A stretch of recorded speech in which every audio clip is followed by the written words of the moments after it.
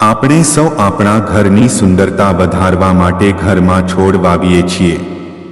ઘરની અંદર છોડ વાવવાથી ઘરની સુંદરતા વધે છે અને તે વ્યક્તિના ભાગ્યમાં પણ વૃદ્ધિ કરે છે.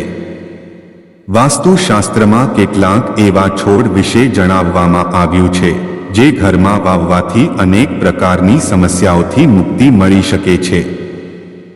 વાસ્તુશાસ્ત્ર અનુસાર કેટલાક એવા છોડ છે જેને ઘરમાં વાવવાથી અને તેને સંબંધિત કેટલાક ઉપાય કરવામાં આવે તો ઘણા બધા પ્રકારની સમસ્યાઓ દૂર થઈ શકે છે. તેમાંથી એક છોડ છે તુલસી. હિન્દુ ધર્મમાં તુલસીનો છોડ ખૂબ જ પવિત્ર અને પૂજનીય માનવામાં આવે છે. દરેક હિન્દુ ઘરમાં તુલસીનો છોડ હોય જ છે અને દરરોજ તેની પૂજા પણ કરવામાં આવે છે. વાસ્તુશાસ્ત્ર અનુસાર તુલસીના છોડ સાથે કેટલાક છોડ વાવવામાં આવે તો જીવનમાં ઘણા પ્રકારના લાભ પ્રાપ્ત થઈ શકે છે.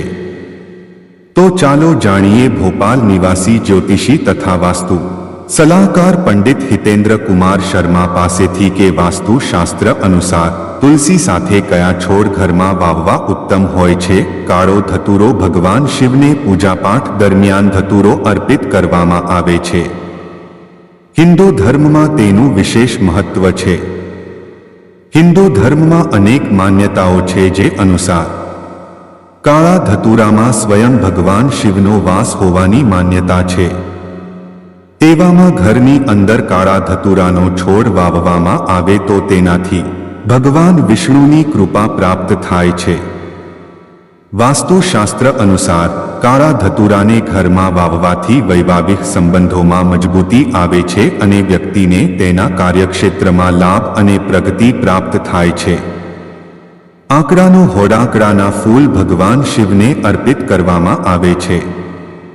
વાસ્તુશાસ્ત્ર અનુસાર આંકડાનું છોડ ઘરમાં વાવવાથી ઘરમાં શુભતા રહે છે અને તેને ઘરમાં વાવવાથી ઘણા લાભ પ્રાપ્ત થાય છે. તેને ઘરના આંગણામાં અથવા તુલસીના છોડની આસપાસ વાવવો સૌથી વધુ લાભકારક માનવામાં આવ્યો છે. કરો ઉપાય. જો કોઈ વ્યક્તિ પિતૃ દોષથી પીડિત છે તો તેવા વ્યક્તિએ કાળા ધતુરાના છોડના કેટલાક ઉપાય કરવા જોઈએ.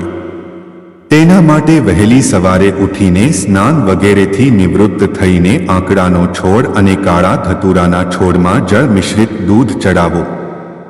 વાસ્તુશાસ્ત્ર અનુસાર ઘરમાં કાળા ધતુરાનો છોડ વાવવો અને નિયમિત રૂપે તેની પૂજા કરવાથી કુંડળીમાં પિતૃ દોષથી મુક્તિ મળે છે.